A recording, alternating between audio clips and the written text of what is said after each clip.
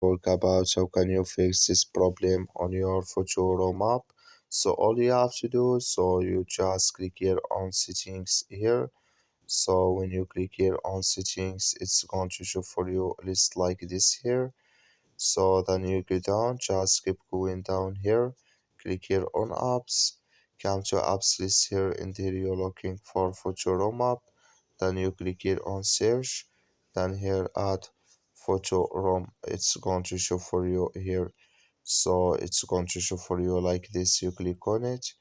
So then you click on it here. It's going to take you to this list. Click here on first stop. Then you click on OK. Then you go down. Just click here on storage. Come to storage list here. Just click here on clear cache.